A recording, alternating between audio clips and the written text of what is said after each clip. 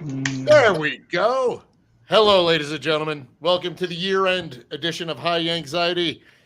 I am your host, Chris Vitale, and I am honored to join our recurring guests and awesome panel. I'll go from the way it looks to me. Deb Seymour, how are you? I'm fine, thank you. And almost Happy New Year to everybody. Almost Happy New Year to you. Very true. But until then, not so much. Wayne Franklin's back. How are you, brother? Livin.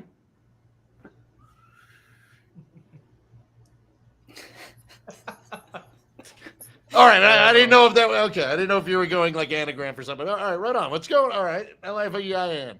Speaking of which, we got Francolino, or as you know him, to you people, not Guyette. How you doing? Hey, I'm good. How are you, Chris? I'm living the dream, man. I'm not going to put pants on for the remainder of 2022. That is my late resolution, but I'm going to roll with it. So doable goal. Yeah, it's quite easy with the advent of Instacart and things of that nature. I do not really have to go outside very much, so if all goes according to plan, I will be pantsless for the remainder of the year. Now, since I have you guys here, I was hoping we could do a little year in review, especially the off season. We can talk a little Yankees. We can talk whatever team we want. I don't know I don't know what to really go with, but let's start with the Yankees and their off season, shall we? I'm seeing a bunch of people complain that the Yankees didn't do enough. It's December 30th, people. December 30th. There's 3 more months of off season.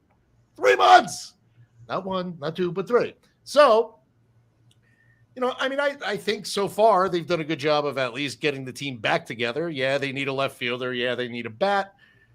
They need, probably a couple other pieces. But, Deb, let's start with you. What do you think with what happened and what's going to happen? And I'm just going to sit back and have my wonderful, it's really apple juice, but it looks cool. I'm going to sit back and have this and listen. I don't believe that's apple juice for a second. But in any event. It is. This is an actual Guinness, though, so I'll switch to that. Okay, fair enough. The Yankees pretty much did exactly what I anticipated, and I doubt they are going to exceed the $293 million payroll luxury tax level. And, I think they're going to try to do the rest of whatever they want to do via trade. So they have re-signed Rizzo. They, as we all know, re-signed Aaron Judge to a very large contract. Made a couple of other, fairly significant moves in terms of the bullpen. Certainly Rodon for the starting rotation. But I don't think that they're going to go the Steve Cohen route of spending wildly and just ignoring the luxury tax. And it's just not Hal's style. And I do think the Yankees think they can win without that. So there's that. And then also most of what was considered the top tier of free agents is already gone anyway. So anyone else they'd sign would be in the class of the second tier, third tier at this point. So either there will be some more minor signings, or there will be some interesting trades, or they'll just run with what they've got. I do think they need another left-handed bat, significant left-handed bat. And I don't think we can count on Aaron Hicks for that, or at least he hasn't proven that we can. And, there's always the question at shortstop. I don't know if Peraza is really going to be the guy, or if they're going to wind up relying on IKF again. So we'll see, but I don't think that we're going to see them spend $400 million this year on payroll. So pretty much what you see is what you get, unless there are some other trades made. Nope. I agree. Wayne, I've seen you get involved in a couple of these conversations on there, and it's funny. The thing today, it's now Yelich. Oh, go after Yelich. Okay, sure. Just go after anybody that swings lefty. Wasn't he trying to one of the Japanese teams? Yelich? Yeah. Well, I didn't know that. Yeah, he was considering signing in Japan. I don't know if that actually happened, but he's not at that point where Yelich all of a sudden needs to sign in Japan. Jesus, come on. I don't think so. He shattered his leg on a foul tip the other not long. Pain in the ass. Wayne, go ahead. What do you think needs to happen? What do you think of what they did?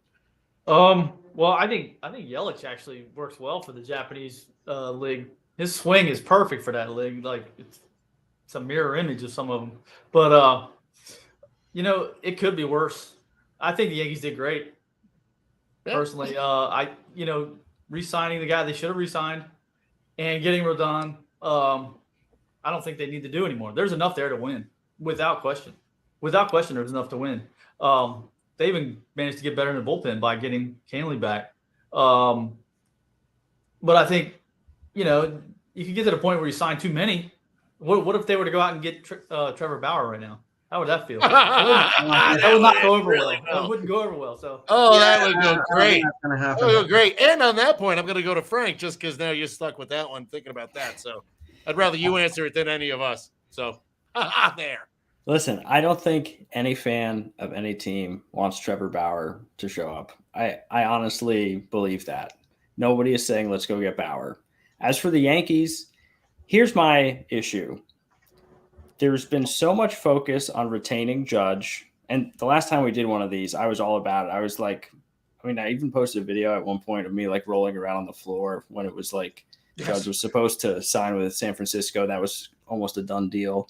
I just couldn't bear it. And then I wake up the next day and like, we're fine. But so much energy went into that I think people lose sight of the fact that keeping Rizzo, keeping Judge doesn't make them better than they were last year. It makes them the same as they were last year.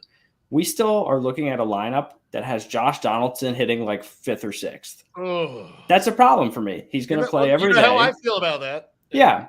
And Rodon is a huge get for the rotation. No question. That's really, that adds depth to the rotation that didn't exist before. Yes. As for the hitting, there's no strides have really been made since last year. And this is a team that didn't even have like a competitive series with Houston, right? Do you want to be Houston? I feel like, Deb said it's not Hal's style, right, to go out and just overspend. But I feel like this is a situation where if they want to make a statement and be like, we're going to put a team on the field that isn't going to get swept by Houston, like they should go get somebody. Yeah, I agree. And that's really what it's about right now. At this point, it's beating Houston, and you have to get over that hump, and you have to slay the dragon. And I know that's the term that was used by a couple of people within the organization not long ago, and we've slayed that dragon. No, you haven't slayed that one. You haven't slayed the one that lives down in Houston, and they're still good. I don't care if they lost Verlander. It doesn't matter. They know what they're doing.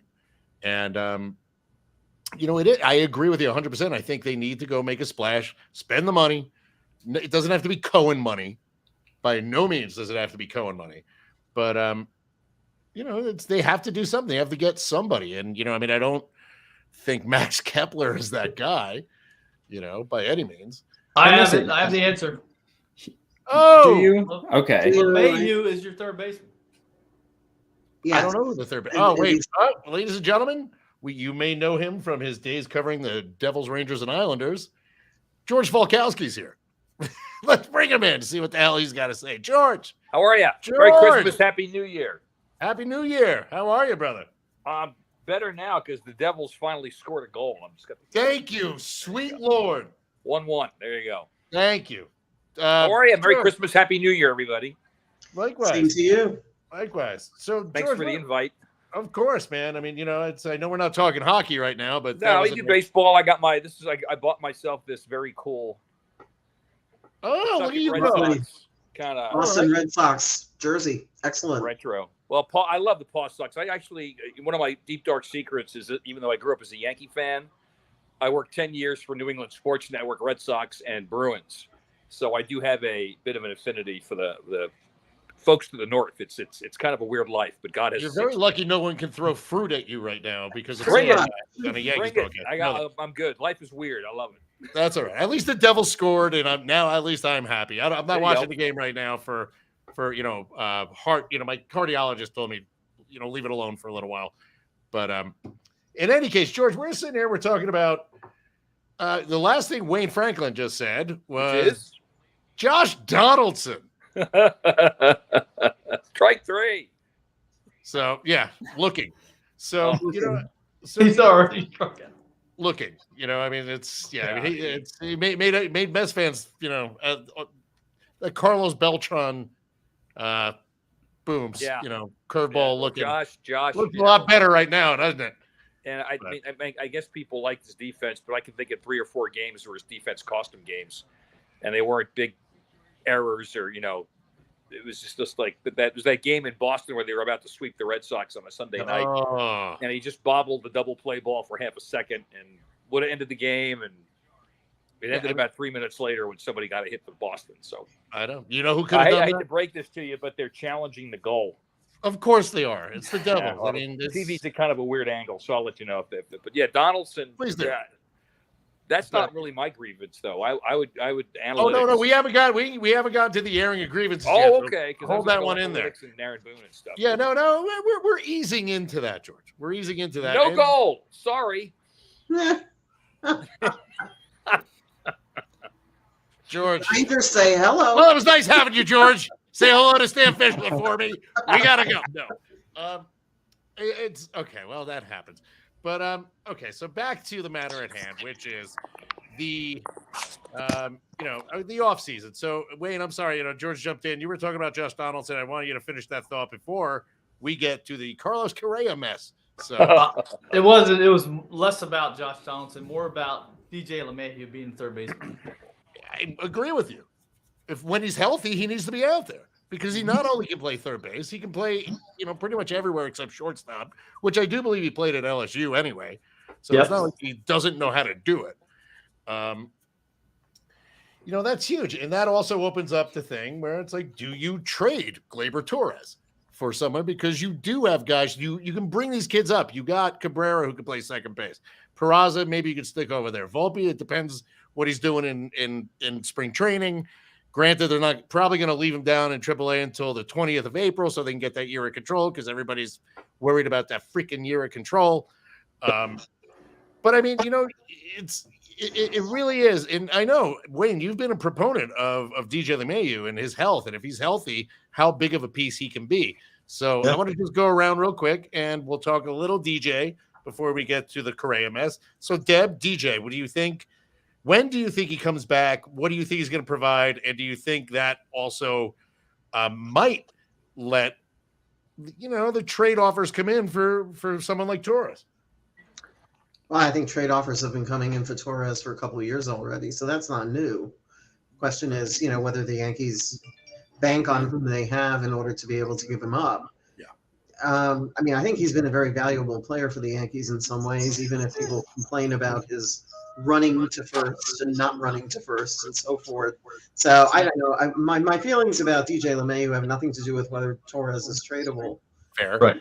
DJ is definitely a preferable third baseman to Josh Donaldson at this point, partly because of the hitting and partly because you don't lose anything fielding wise. The question is health. And for the past couple of years, we've seen some real questions about his ability to stay on the field. So, do you start him and bench Donaldson? Obviously, you're going to bench a $25 million a year player. I was just going to say, I think if most of us had our druthers, that's what would happen. But release his ass is what I would do. It's unlikely at best. So yeah, I agree. I think DJ will get significant playing time. I don't think it'll be only at third base, and I do think we're going to see Donaldson on the field quite a bit. I agree with you. Now, Frank, I'm going to ask you real quick. I mean, let's go DJ. You have, more stick, a little less glove, but I mean, very comparable glove if he's at third base. Plus, like I said, you can plug him in at second. You can stick him at first. You can DH him. So at what point does the stick override the glove? I mean, what's going to win you more games? Frank. Well, DJ is a guy who's won a batting. What? No, I hear you. I just heard you. I didn't touch anything. Anyway. I didn't either. Okay. Anyway. So DJ's won a batting title in both leagues. He's a plus defender at 3 positions. If he's healthy, he needs to be playing every day, whether it's at third, at second, at first. If his feet are okay, he needs to be in the lineup. He has long at bats. He works counts. He can hit at the top of the order. He's patient, and he's a good bat to ball guy. He does like the small things. He hits the other way. He can do a lot of stuff. If his health can take it, he should be playing every day. He's already the guy who shows up with like 3 gloves in his bag, right? He's ready to go anywhere. And I just hope we see him in the lineup most of the time. I couldn't agree with you more there. Now, George, I'll ask you. I mean, what do you prefer? DJ stick plus glove combo, or just the Donaldson glove? Let's hope that that his bat got faster miraculously as he got a year older. I don't think it's a matter of Donaldson's bat getting faster. I think we got to slow it down because he's still doing that launch angle stuff and swinging for the fences.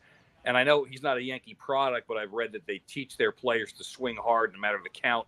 Whereas most of us grew up, 2 strikes, make contact. And when you see Rizzo, it's like the best thing I've ever seen because he chokes up and then he puts his bat on the ball. And as a lefty, he goes the other way.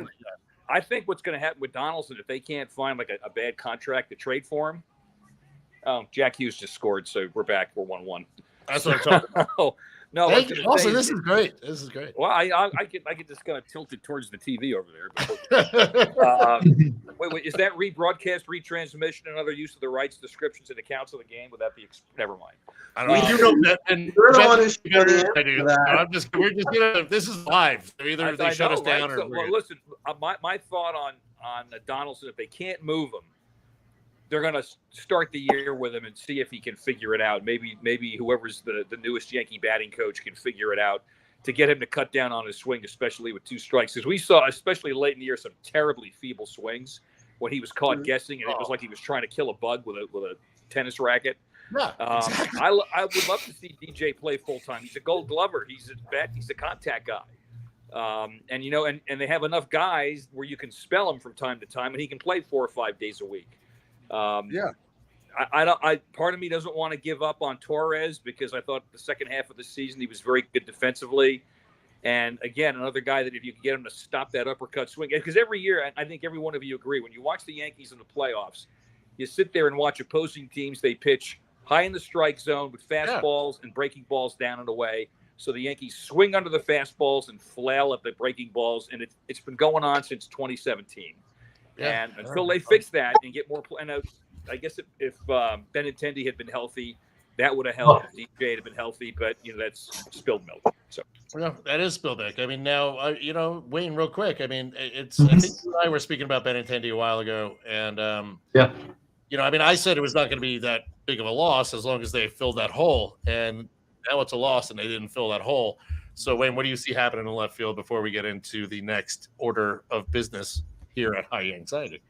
Well, assuming there's going to be some desperation at some point, some frustration, I could see a trade for Chris Bryant coming to New York. Really? Yeah. Really? Yeah. Is Colorado going to pay him like they're still paying Arenado, or what? Maybe they'll split it. Now you could send them Donaldson, call it a swap. There you go. About right. I don't hate that. I don't hate that whatsoever. He's just sitting there waiting to be traded. So real quick, before we move on, I'm going to say it real quick. Let's think of it like as one of those word associations. Deb, left fielder for the Yankees, 2023. There's a lot of talk about Brian Reynolds. I'm not seeing any movement. There's been so much talk for a couple of weeks already. I think if that trade were going to happen, it would have happened already. We know that Pittsburgh has been asking for a pitcher that can stick in their rotation right now, and the Yankees don't have somebody like that for them. I think Clayton Beeter is probably the person who comes closest. He's probably a year away, and even he's still probably a year away. So I doubt the Reynolds trade is going to happen. So unless they can make a real move on a different player, then I do think we're going to see some platoon of Cabrera and Hicks, and I think Cabrera will be in there. I think Hicks will be in there, and Hicks will be given a chance again. Unfortunately, even though he asked for a trade himself last year, so. But that's a bad situation. He wants to be traded. The entire fan base wants him gone. Yeah, let's run him out there and see what happens. Sure, his value is not high though. That'll do wonders. Not going to get much for him if they're able to move him. Absolutely. Wayne, I'll go to you real quick. Let's go. Who's in left field next year for the Yankees? Even if you just want to throw a name at me. Chris Bryant. All right. You're at Chris Bryant. Frank, who you got? I think it's Hicks. I think it's Hicks on opening day, and then for who knows how long. I don't like where this is going. George, how about you? Cabrera, Stanton, maybe Hicks if he's still there, but I did hear a name, and boy, would this be crazy running around the interwebs. How about the grandson of Carl Yastrzemski, Mike Yastrzemski in left field, get him from the Giants? That would be Lefty awesome. swing. I wouldn't pitch the hate that. glove. I wouldn't hate that. I would not hate that. That would be interesting. And you can probably get him kind of cheap. I think the Giants signed him to like a shortish type deal, but why not? I'm in for it. Well, my thing for left field is and I hate to say it, it's freaking Aaron Hicks, man. I really don't want to say it. I was hoping you guys. Now we have 3 Hicks, and that's terrible. So in any case, before I start dwelling on that and start crying in front of people, let's get into the Carlos Correa disaster or saga or whatever we call it. I haven't heard anything new because I don't think there's anything new, but you have 2 teams that, he completely failed the medicals for, 2 teams that signed him for over $300 million contracts, 2 teams that apparently want nothing to do with him. Yet you still have Yankee fans that are like, oh, now it's the time to go get Correa. Is it me or is that just a little bizarre? Like, oh, well, now's the chance. Okay. All right. Okay.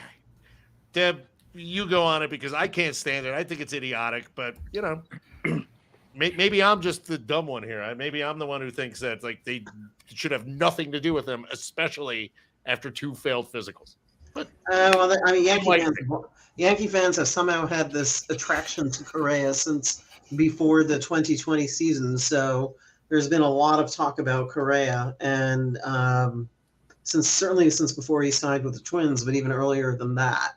So but even discounting Yankee fans' desire for Correa, there's the medical issue to be sort of considered, and it stems from his 2014 lower leg surgery, which apparently was conducted successfully, but there's concern that there might be residual issues going forward.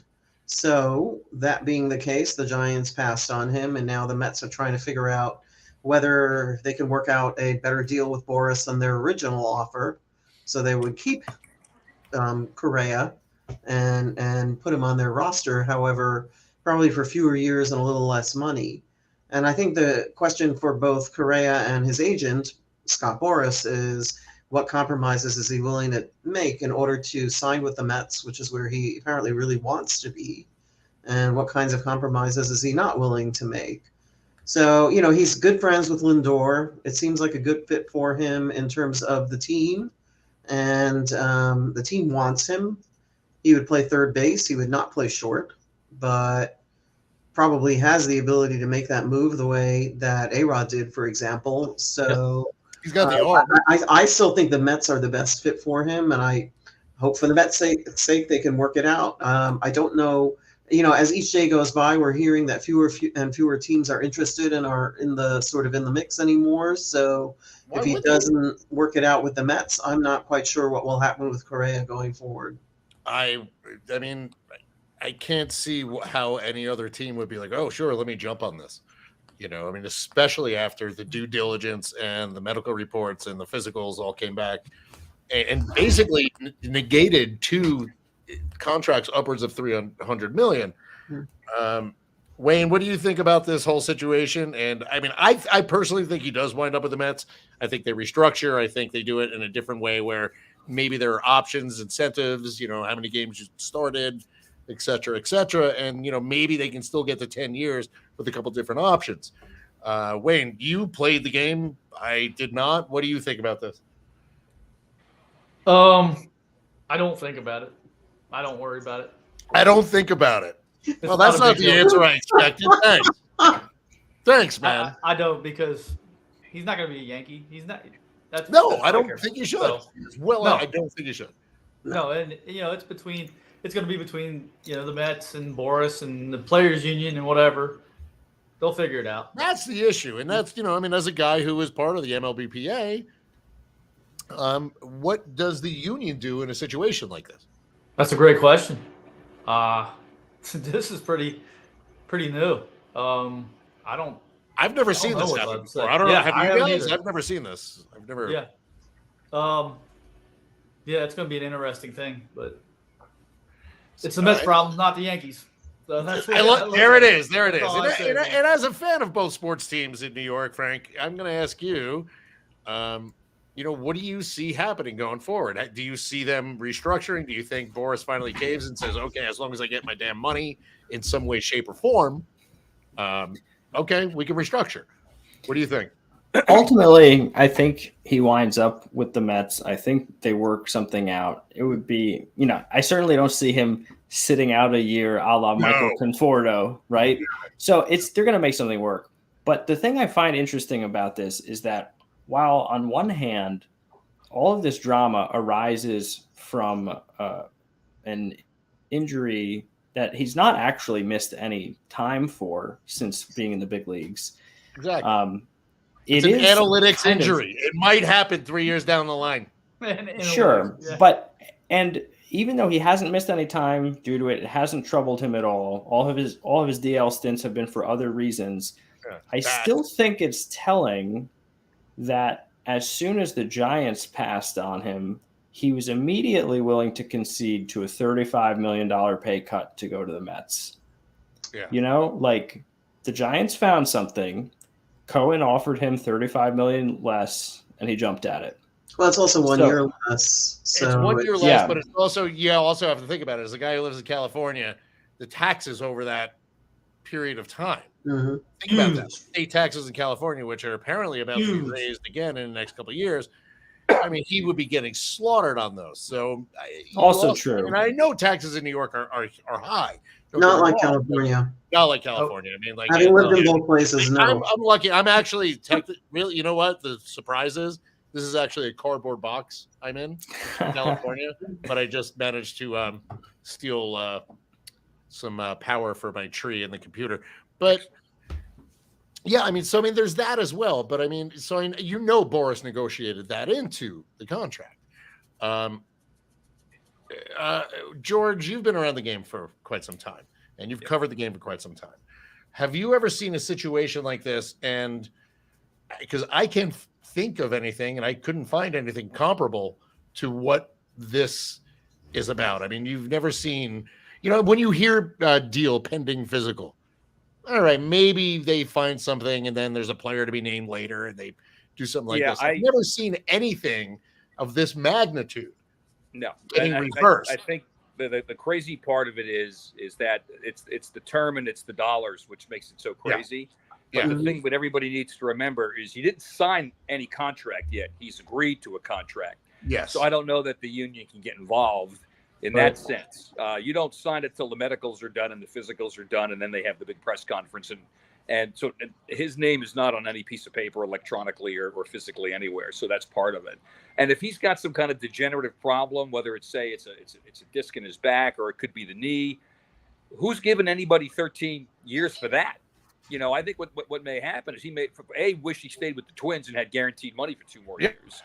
Or it's going to be a series of 1 year big money deals. Short-term deals. Because I don't think anybody's going to want to I wouldn't even put a 5-year contract in front of this guy right now.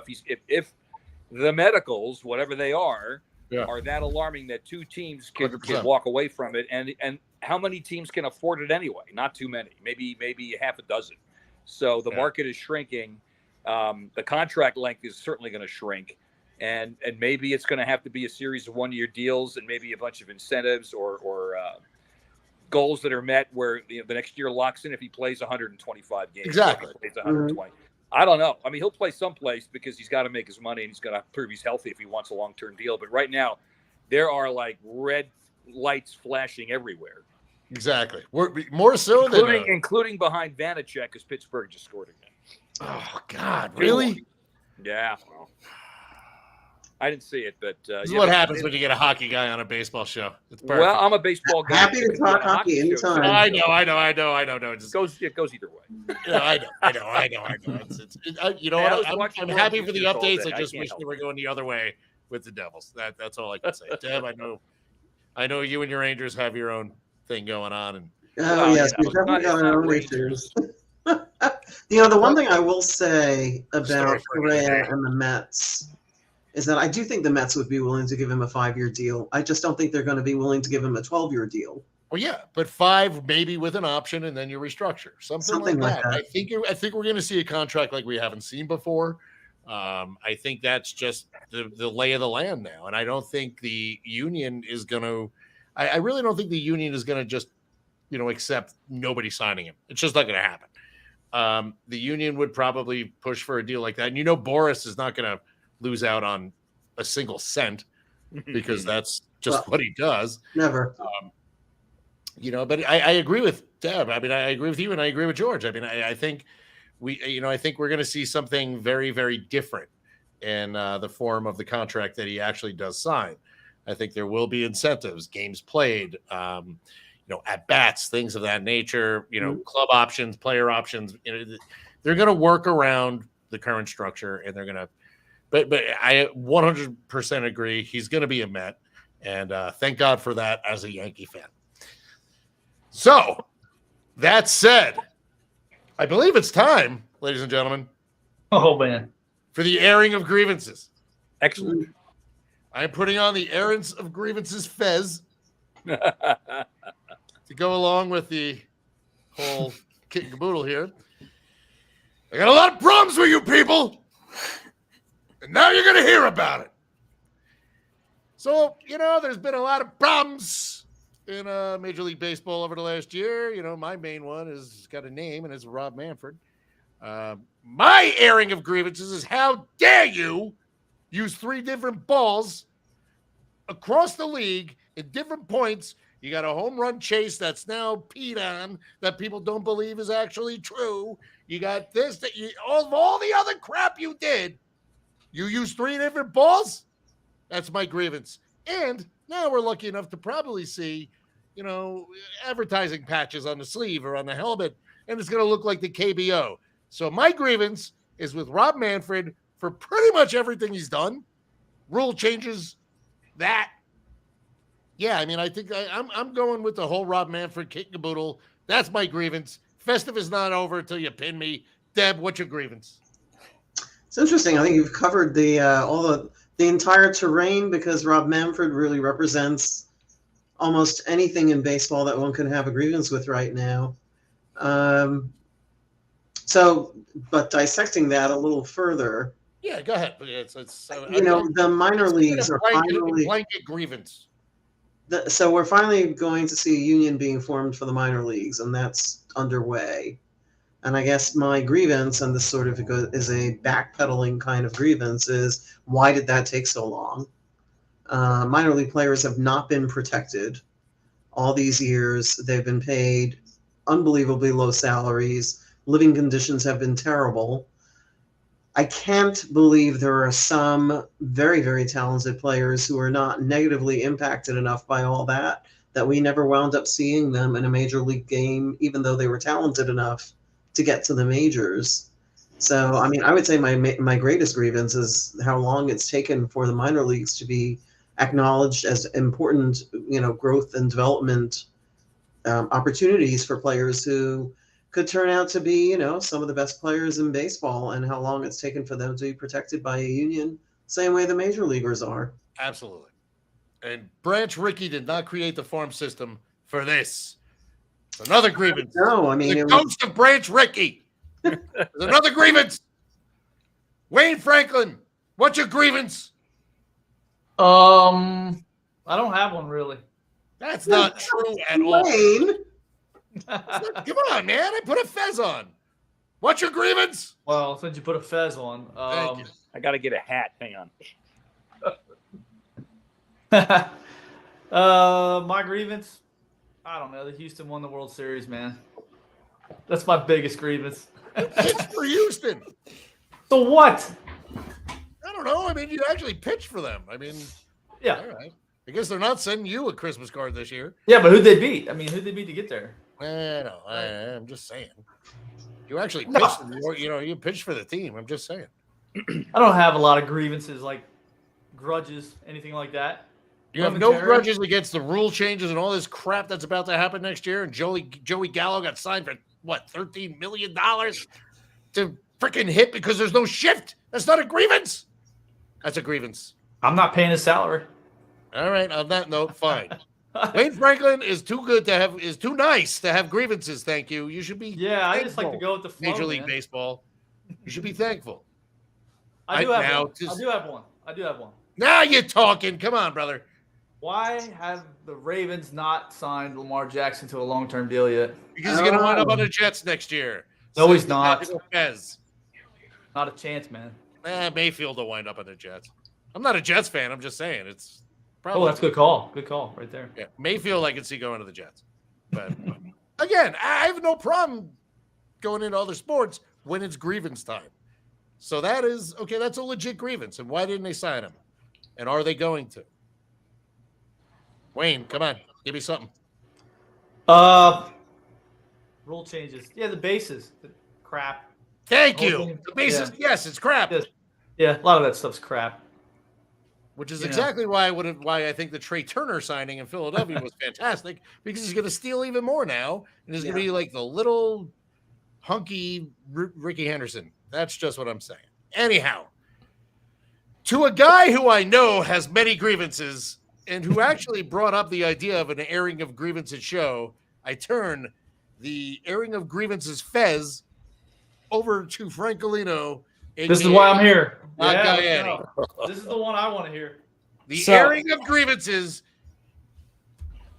Go for it. Trading Jay Buhner, right? That's one of them. The hell did Jay beautiful? That goes back away.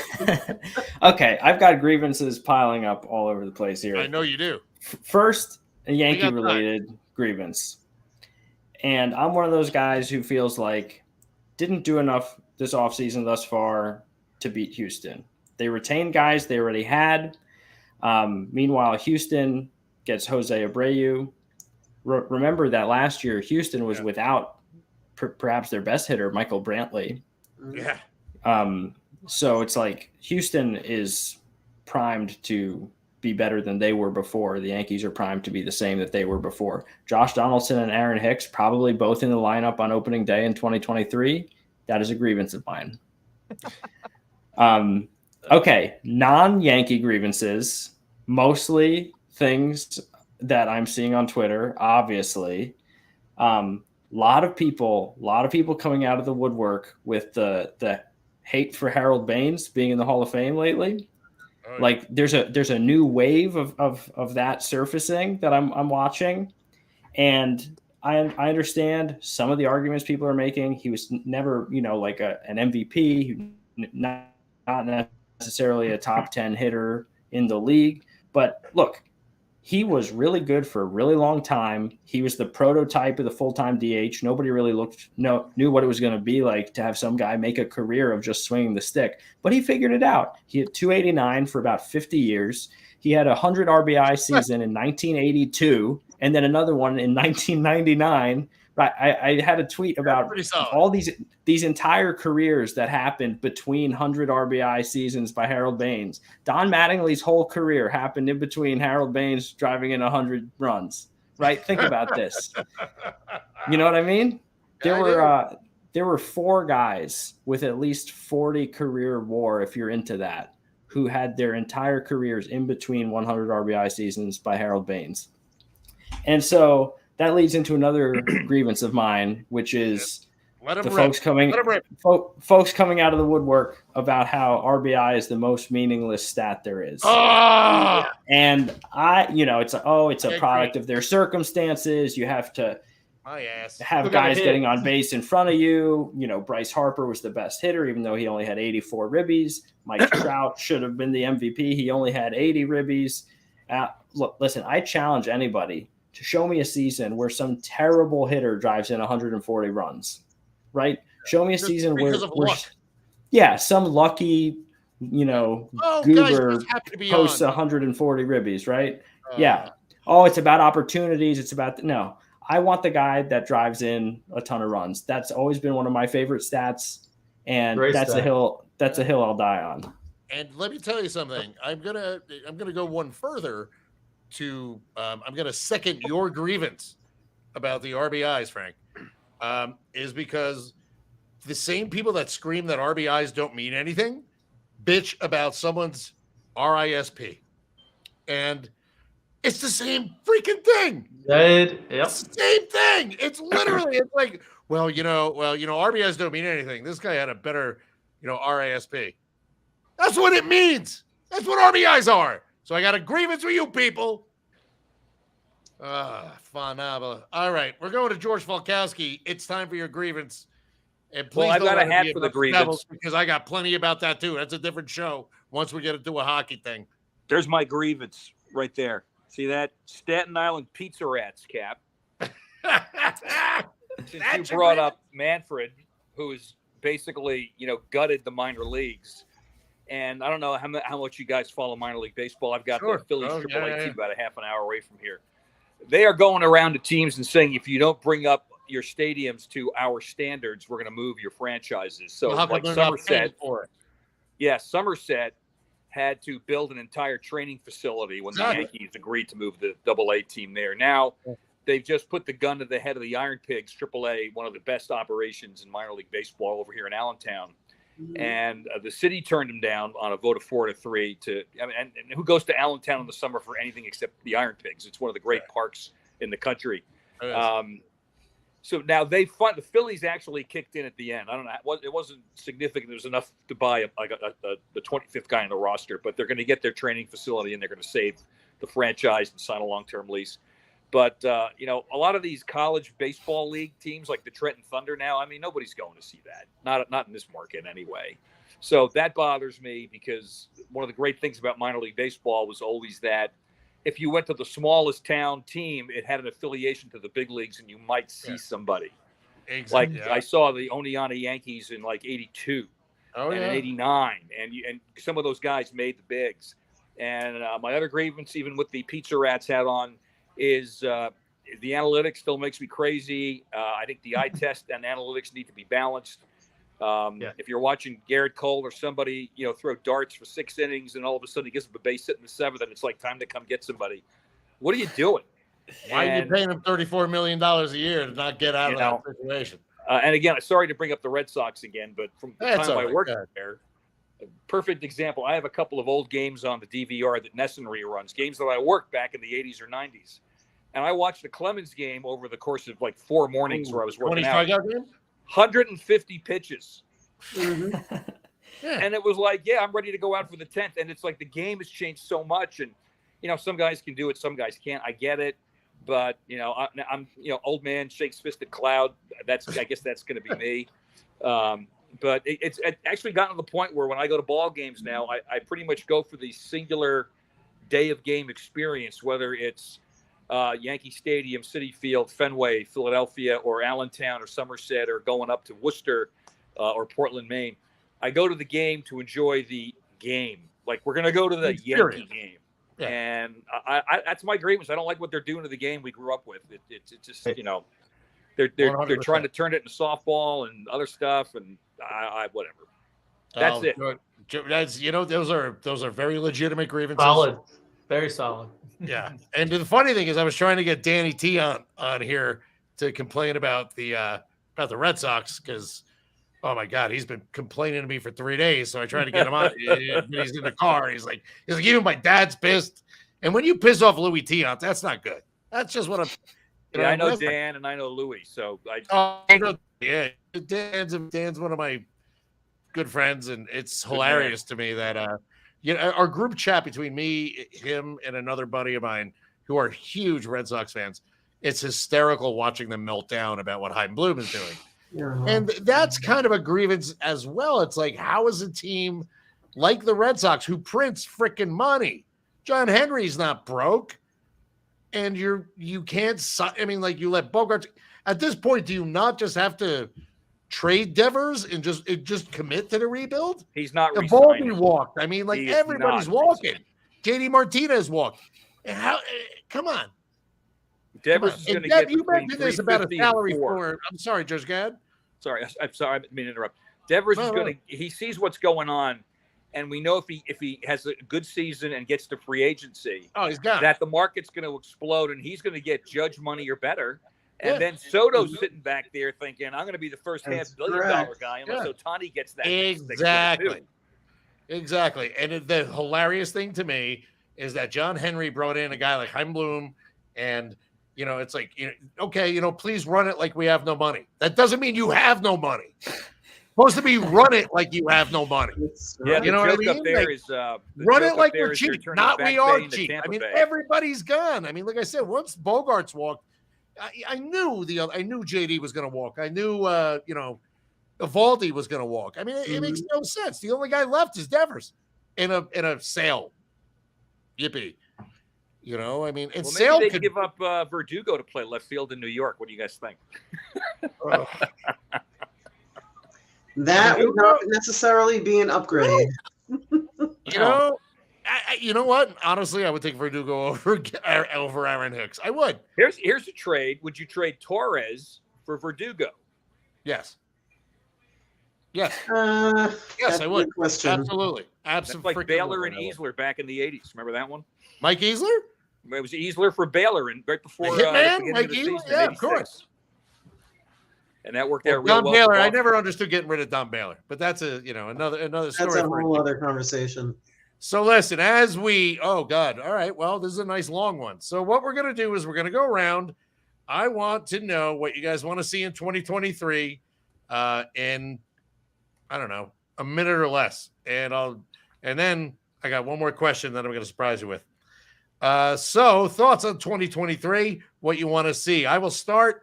I just want to see, with this band of the shift, I want to see guys start hitting again. I want to see batting average rise again. I know that's not a popular opinion. I know people think it doesn't matter. I obviously disagree with that. I want to see station to station. I want to see guys getting on base. I want to see hitting runs. I want to see baseball again. That's what I would like to see. Whether we see it or not, I'll probably be in a cold grave by the time it happens, but that's what I'd like to see. Deb, let's go to you. 2023. What do you want? I have to agree with what you just said. I'm in favor of banning the shift, at least as an experiment in the big leagues, to see if it has the impact it's had in the minors and in the independent leagues, just to increase the number of, just to increase the BIP and all of that. The other thing is I'm in favor of the pitch clock. I know that's a very unpopular opinion, but from what I observed in the minors, good pitchers like it, from what I've noticed. There are pitchers who do like it, and I think it's going to have a tremendous impact on flow of the game, speed of the game, and it is going to turn the game into something a little bit different, but I think hopefully in a positive way. So, that'll be very interesting to watch as it unfolds. I agree, and I believe in the pitch clock. Look, it might affect a guy like Steve Traxel. We know that, but and I love you, Trax. I'm sorry, brother. Sorry, we love you, but most guys like to be in a rhythm, and most guys. And again, now I'm going to go to you, Wayne, and you don't just real quick before what you see in 2023. What would you think of the pitch clock and being in that rhythm and kind of like, all right, let's go, get in the box and let me throw. It's ideal. It's ideal. Yeah. I mean, you control the tempo of the game. Well, that's pretty much all you could ask for. I mean, that's what you want to do. Yeah. Yeah. Did you find that you worked better working quickly, or?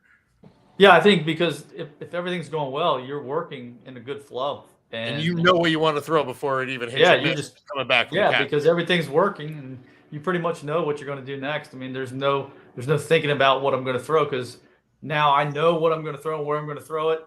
The flow, everything becomes part of that, and then the hitter's got to worry about hitting you. You don't have to worry about getting him out. Yeah. Now, see, I agree with that, and that's why I was curious about what you thought about that. But now, next, what do you want to see in 2023? I'd like to see the Yankees get back to the World Series for one. My man. I'd like to see a 400 hitter. How about that? I'm all batting average. Holy Not crap. really. That would be right now. I think that would be tougher than seeing somebody beat 56. Yeah, I mean, That's, jeez. man, If I miss the Winfield old days do of, it, you miss the days of Mattingly and Boggs and, Winfield, Kirby Gwynn. Puckett, all those guys, and Gwynn. Beautiful baseball, man. It was Yeah. just great to watch those guys hit. And it does matter. Batting Yeah, average does true, matter. true. You give me 5 guys in a row I'm facing who are hitting 325 or higher or 2 guys that are hitting 225.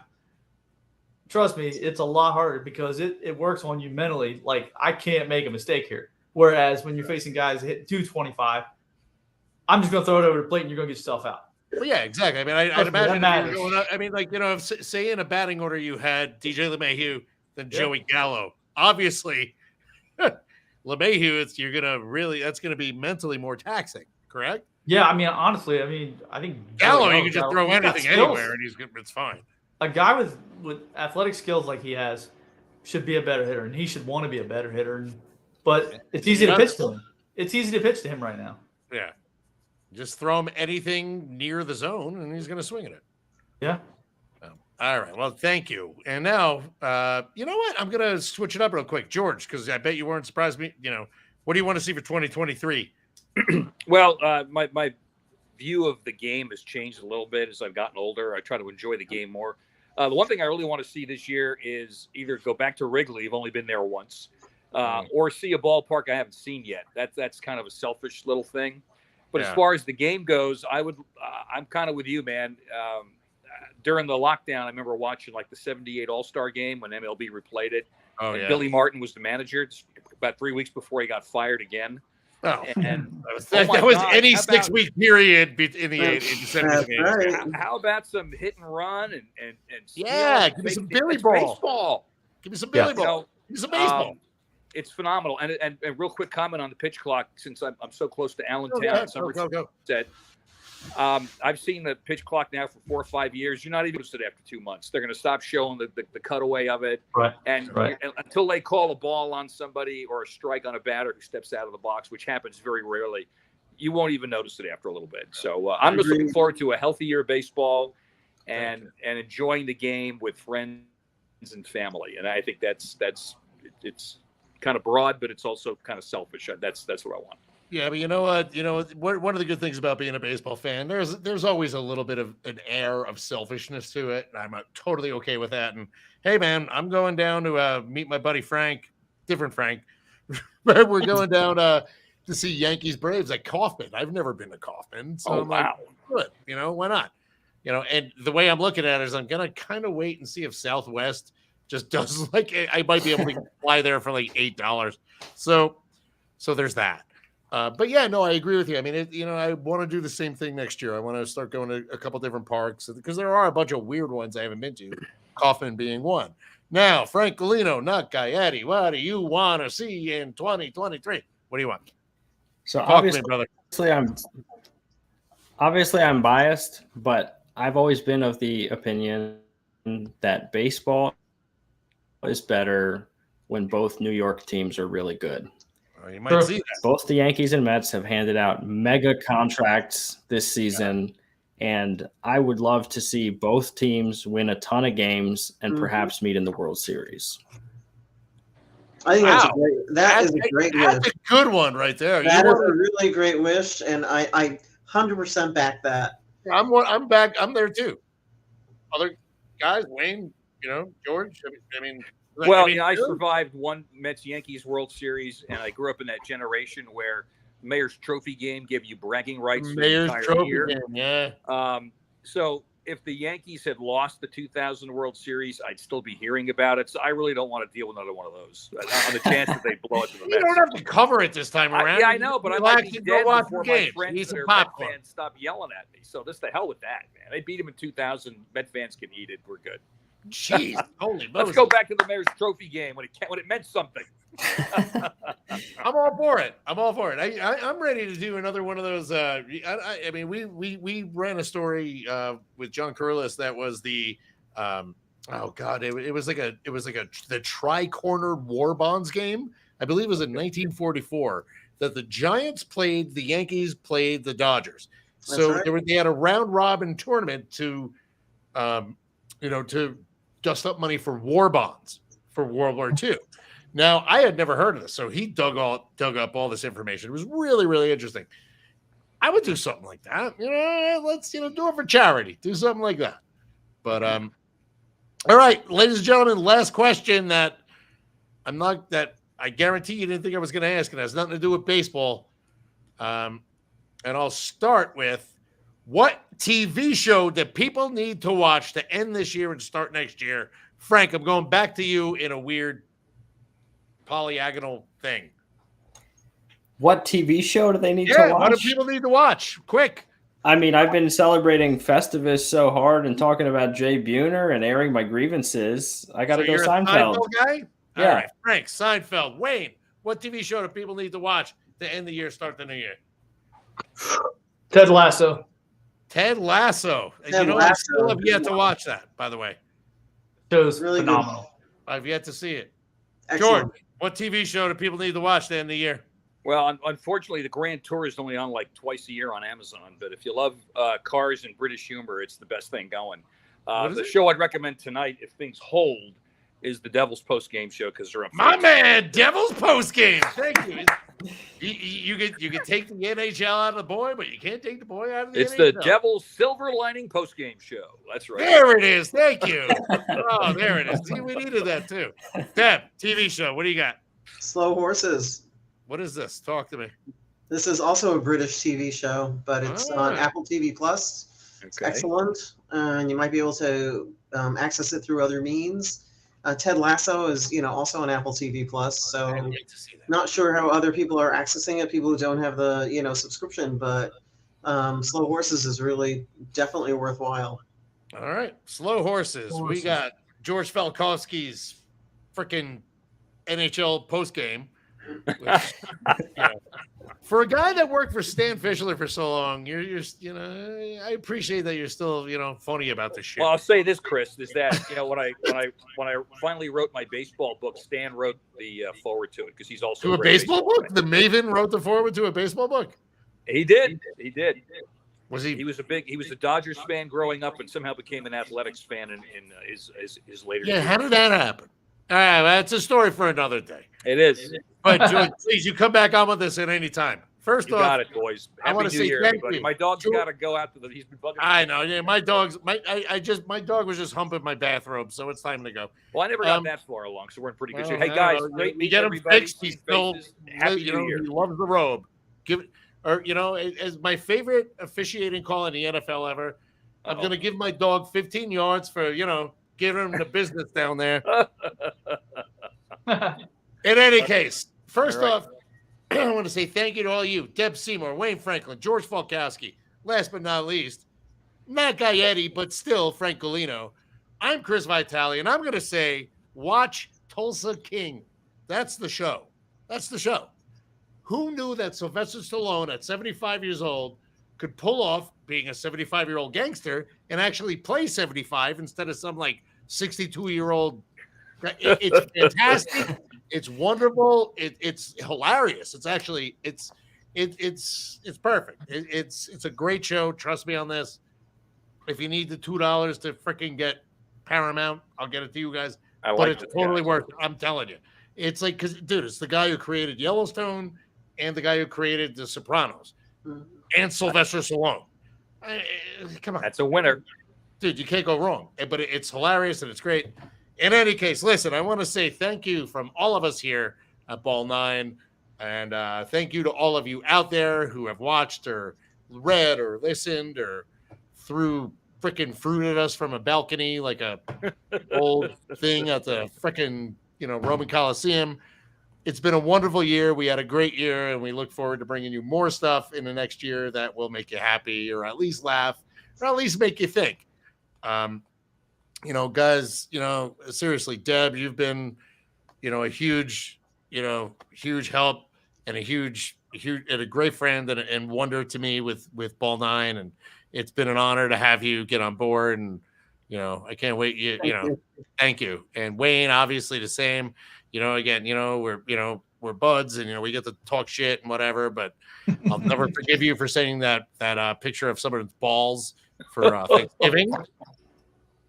But aside from that, You bet your ascot, buddy. You bet your ascot. I do have my ascot, and I will bet my ascot that it was wonderful. But no, seriously, George, again, you've been I mean, I know you and I have been bullshitting. Rick Cerrone introduced George and I, which I think is hilarious. And how did I meet Rick Cerrone when he was playing? I don't even know. I'm not sure I want to know. When it's strip the Red club? Sox. I brought him an Uncle Floyd sticker for his locker. Uncle Floyd. I was going to go strip club, but okay. No, it was an Uncle Floyd bumper sticker for his locker. He loved me for that. Well, that's fantastic. And Frank, again, one of the best baseball accounts you could possibly ever follow on Twitter. You people don't know what you're missing. It's a trademark, but no, I want to say thank you to all you guys. It's been a great year, and I look forward to doing this again next year and making some more sense out of it. But I couldn't ask for a better bunch of guys and women, and dogs. Leroy's still humping something, so. Is what it is. I identify as Leroy because I'm going to go dry hump Rob Manfred's pillow right now. And I'm going to say thank you, everyone. Guys, thank you. Welcome. Not welcome. Goodbye. Sorry. Maybe that wasn't apple juice. Have a ball. Well, guys, happy New Year. We will catch you in the new year. Happy New Year, everybody. I'm Chris Vitale. This has been High Yanxiety Season 1. We will see you next year. See y'all. Yeah. It's not ending. It's not ending.